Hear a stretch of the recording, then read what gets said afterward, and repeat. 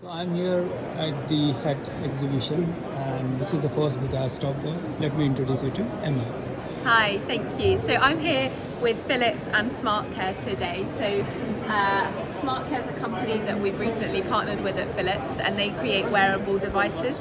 So this is the Victor. It's one of their wearable devices.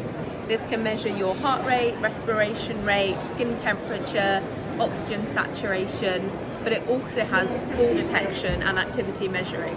So this has really useful applications, for example, within care homes or within the elderly community, where it can obviously detect if someone in that community falls over. It's got an alert button which will send out a GPS tracking for if they're in trouble, but they'll also measure their vital signs. So that has potential use cases in preventing admissions to hospitals, as well as helping with earlier discharge to maintain that independence for the individual. So this also integrates into the Philips patient monitoring Guardian system. So that's where you can see the data from it. I've got it up on this screen here. So this is where you can see the vital signs that the device is measuring. So the data is transmitted through the 4G or 5G network, and it's transmitted live to whoever the caregiver is, so that they can constantly monitor your vital signs. This is amazing, Emma. What is the typical cost for this system? We don't have the cost yet, so we're new to the UK market, and it would depend on sort of the full solution that we had and how many you were buying. Outside the UK, do you already have? So we've got it in some hospitals there, sort of through partnerships. So again, I couldn't give you an exact cost on that one. This is perfect. This is amazing. Especially the fall detection and prevention is so much needed in today's time. So needed. Thank you. You're welcome. Thank you. I'm Kanya, software engineer and CEO of 2GI Inc. We got a patent on this camera, and it's not a camera, it's a data collection and security device which has no blind zone, no dead zone, no blind spot.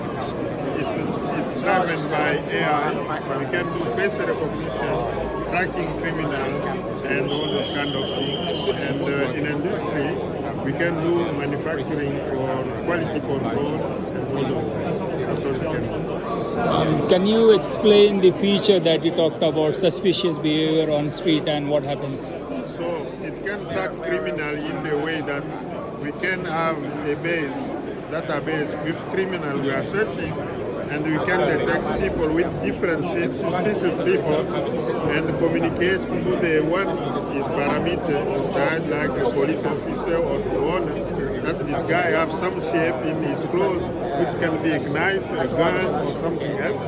And the suspicious behavior we learn from the face, the eye, and the dilatation of those things to tell that this guy is nervous or trying to do something by the behavior.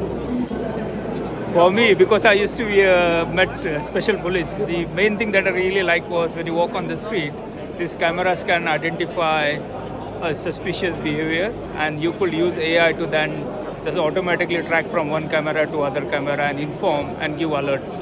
This is just one feature in 30 seconds I learned, but thank you so much. This Now is we'll really send more pictures to Mark, and then we go from there. Brilliant. Super. My name is Robert Connor. My company represents a US company called Hippo Multipower. Hippo produce a range of all-terrain vehicles in both crewed, optionally uncrewed and fully uncrewed variants. For this show, we are showing our wildfire capability. So we use a semi-autonomous vehicle to fight wildfires, but essentially we can put any payload on that vehicle up to 1,000 kilos. The vehicle is electric drive. It's drive by wire, so we are autonomy ready, but also autonomy agnostic. I just saw the demo and I think you should talk to him. It's phenomenal. Let me show you. Do you want to just quickly show what you were showing me? Yeah, I will bring it up on this one.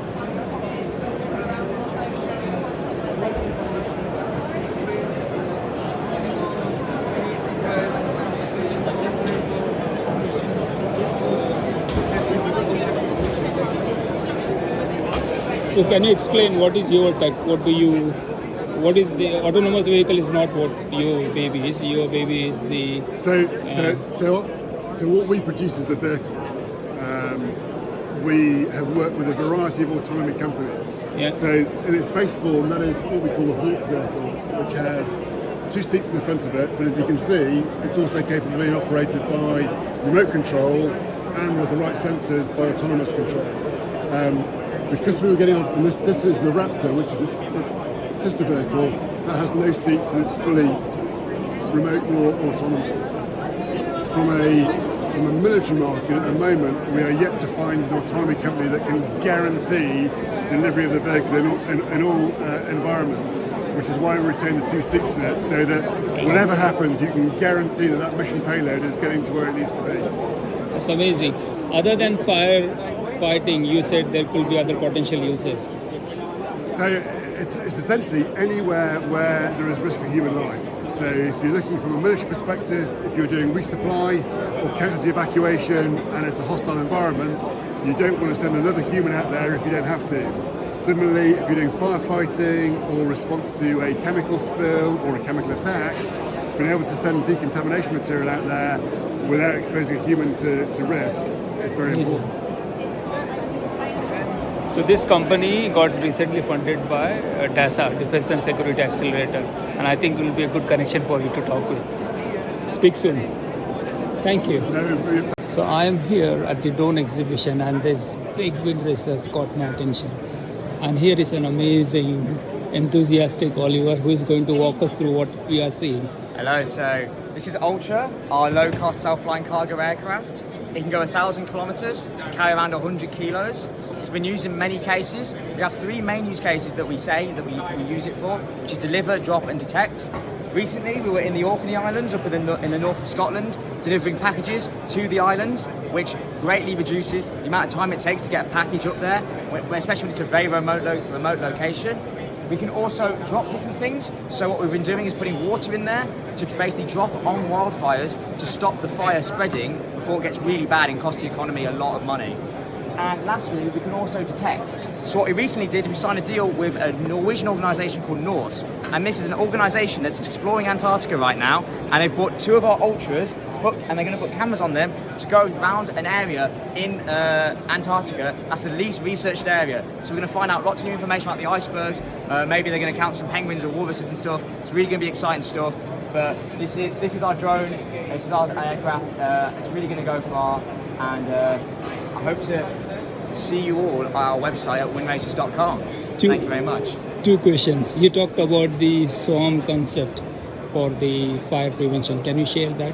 Yeah, so the swarm concept is the idea that multiple ultras are going to work together to basically coordinate getting rid of the wildfires. So what we can have is, I was told and I've heard that we only need a couple of these to monitor a large area, so that what can happen is that when a wildfire is detected in one area, this will be able to communicate autonomously to the other aircraft in the area to all coordinate and get that fire out before it starts spreading, which is obviously going to save billions of dollars that are lost in places like California, Australia, Italy, and places like that.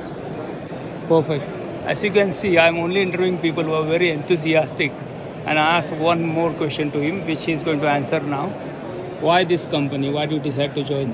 Why this drone? Well, I would say this drone because we focus on something really niche, which is, if you're talking about cargo, it's middle mile logistics. A lot of other drone companies, they are doing stuff that's getting the delivery to you. What we're doing is getting the delivery to your delivery driver to then get to you. And I think that's really going to help in remote locations where they simply can't get the delivery there. And with this, we get the cargo there. We can make it so next day delivery is available to everyone all around the world, no matter where you are. That's why I chose Wind Racers. Perfect. And you joined the company as an So I've joined the company as a placement student for my university. I'm at Bath Uni studying business. I'm doing this for 6 months, and I'm really enjoying it so far, and I'm loving it. Yeah. Perfect. Thank you so much, Oliver. And these are Oliver's managers. There we go. Lovely. Thank you so much. You can't tell, can you? That guy. Oh yes, for a completely undetectable undercover operative, he's giving it away by waving like that. Now these coast protection officers, you see on that lapel, Yes. that's an Audax body-worn video camera. Now the footage that camera is capturing can be live streamed into the control room as we speak. Look. Now Audax pretty much invented BWV, been doing it for 20 years or so. They are the